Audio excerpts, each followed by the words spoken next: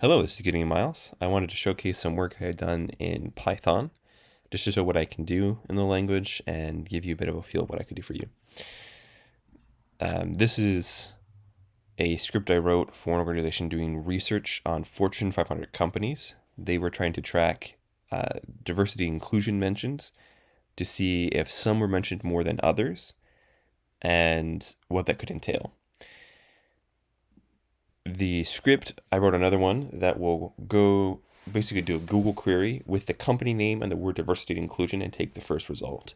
That worked pretty well for this because it pulled the most recent one that's being promoted. And then it'll take that URL, use the requests package to request information from the website, save that off as text, and then count how often each mention is each category is mentioned there in the web page. You can see kind of down here. Here's some examples of how it works. These here are my list of terms. These are ones that I've just added in from my work doing this before manually. I should mention this was a project we started doing manually when I was an intern, and I realized we could automate this.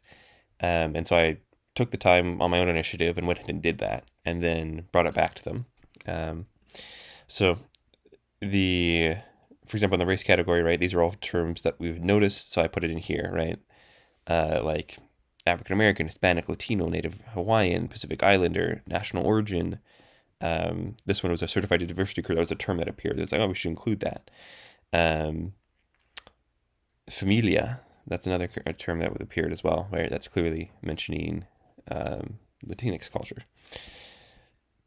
And then I also mentioned so things are for gender and all the other categories here. This is the list of terms it's going to use, and once it goes to find the website. Now this is a list that I can adapt and grow as need be. And this was more my first pass through where I was like, okay, I got it working, and now we can fine tune it. The bones are here. We just got to narrow it into what it needs to do.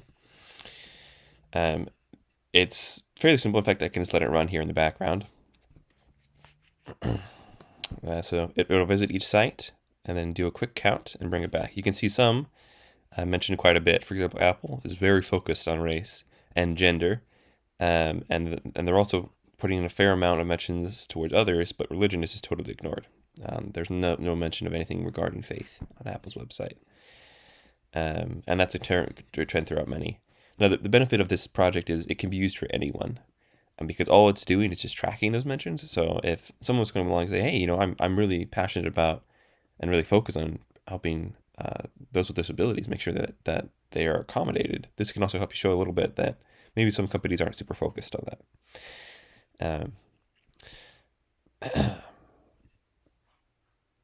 As Martin Luther King said, right? Injustice for one is injustice for all.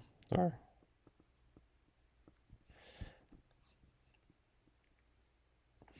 that said, this was when I was actually working on a little bit. It can know how to ignore Tesla. But yeah, so the actual code itself here, I thought I'd walk through. It just looks through the list of URLs I've given it, and then for each URL, it will check to see if I have blacklisted that URL. I did that because some websites don't play ball with scrapers. They just don't want to deal with it.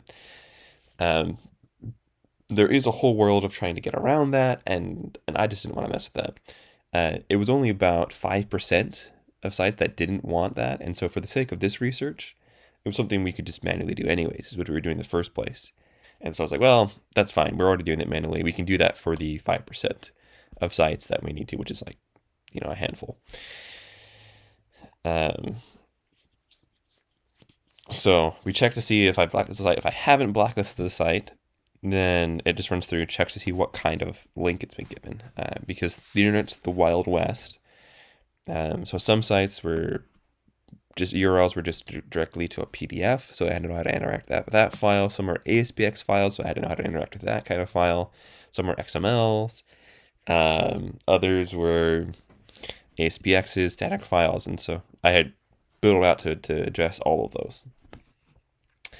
Once it does that, it'll just go through, and this is just our standard request where it just looks for the HTML response, but it goes through and grabs all the text information, gets the text out of it, and then just does a quick run through. So for that, it checks each category in the protected list or each federally protected class, and then it looks for the terms within that protected class, right? That column. If I go back up here to the top, sorry, I ran this once before. So for this, right, it goes for each category, and then it goes through each one of those, and says it counts for how many times this phrase occurs in the web page, and then counts it all up. Once it's done, it will return that, give me some information on the process, and it's done.